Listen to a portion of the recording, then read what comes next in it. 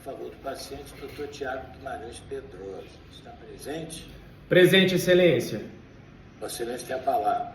Muito obrigado, desembargador Fortuna Grion. Uma boa tarde a Vossa Excelência.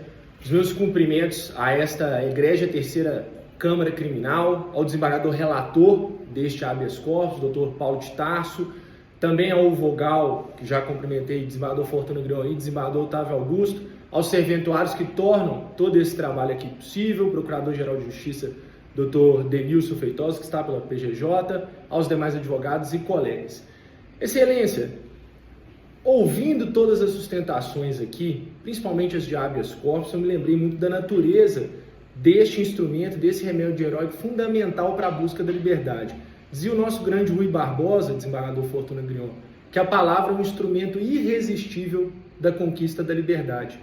E o Agediaia apontava ainda que a força do direito é que deve superar o direito da força, o que traz à baila a presente discussão. A necessidade de revermos um decreto prisional que foi imposto de maneira bastante já defasada em relação à fase que estamos neste procedimento e que não mais existe razão para a sua manutenção.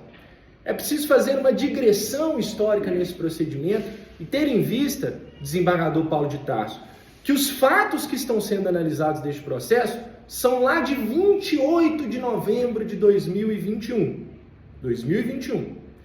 A prisão preventiva do paciente foi decretada no dia 1º de março de 2023, sob alguns fundamentos: garantia da ordem pública, assegurar a aplicação da lei penal e a gravidade da conduta. Tivemos então a instrução processual sem qualquer intercorrência ou qualquer impedimento. Prosseguiu normalmente. Testemunhas depuseram, réus foram interrogados e foram pronunciados no dia 19 de dezembro de 2024, quando foi feita a pronúncia dos réus.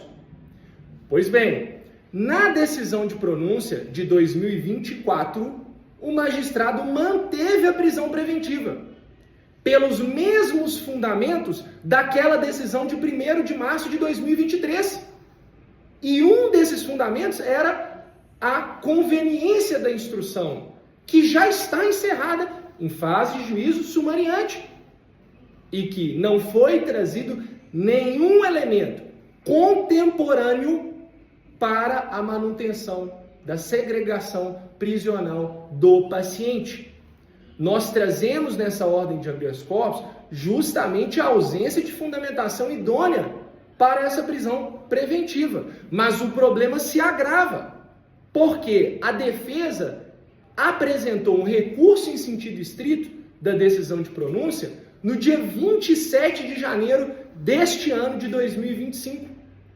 Esse recurso em sentido estrito somente foi analisado pelo juízo no dia 1º de abril, quando houve o seu recebimento sem o juízo de retratação ou o envio dos autos ao Tribunal de Justiça de Minas Gerais.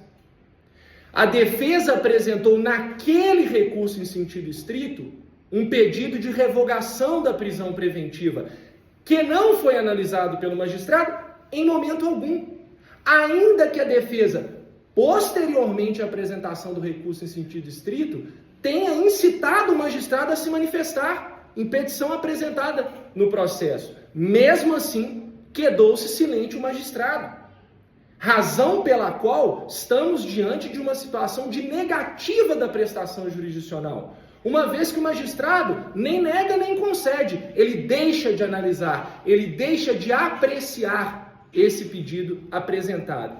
Estamos falando de um decreto prisional que foi publicado há quase 2 anos, que não tem qualquer fundamentação contemporânea para a manutenção desta prisão preventiva. Desembargador Otávio, o decreto prisional 678 de 92, no seu artigo 7º, item 5, traz que todo aquele que é preso tem direito a ser julgado dentro de um prazo razoável ou de ser posto em liberdade, e ainda não foi julgado esse recurso em sentido estrito, tampouco foi encaminhado ao Tribunal de Justiça. A manutenção da prisão deste paciente está ocorrendo por um período excessivo que é causado exclusivamente pela mora judiciária do magistrado que não julga e não avalia este pedido, resultando numa negativa da prestação jurisdicional que configura o constrangimento ilegal que é combatido neste writ de habeas corpus. Dizia ainda o desembargador Fortuna Grion Rui Barbosa que a justiça tardia nada mais é do que injustiça institucionalizada. O que eu peço é que nós não institucionalizemos esta injustiça. A legislação recentemente modificada do artigo 647-A do Código de Processo Penal, incluído pela Lei 14.836 de 2024, trouxe a possibilidade, reforçando, claro, a natureza protetiva do habeas corpus, da concessão do habeas corpus de ofício quando a autoridade judicial se depara com uma ilegalidade manifesta, como é a deste caso trazido neste habeas corpus. Peço, doutor Paulo de Tarso, doutor Fortuna Grion, doutor Otávio Augusto, a concessão deste habeas corpus com a revogação da prisão preventiva do paciente, que está aí há meses preso, sem qualquer perspectiva de ter analisado o seu pedido de revogação feito, sendo assim, então, portanto, concedida a ordem com a expedição do alvará de soltura. E caso vossas excelências assim não entendam, que ao menos sejam aplicadas medidas cautelares diversas da prisão constantes em fundamentação do artigo 282, parágrafo 6º, e artigo 313, 315 e 316 do nosso Código de Processo Penal, para que se possa, pelo menos, mitigar essa injustiça que vem decorrendo ao longo deste caso. São essas as minhas razões de sustentação. A defesa encerra. Muito obrigado, excelências. Com a palavra, o eminente relator.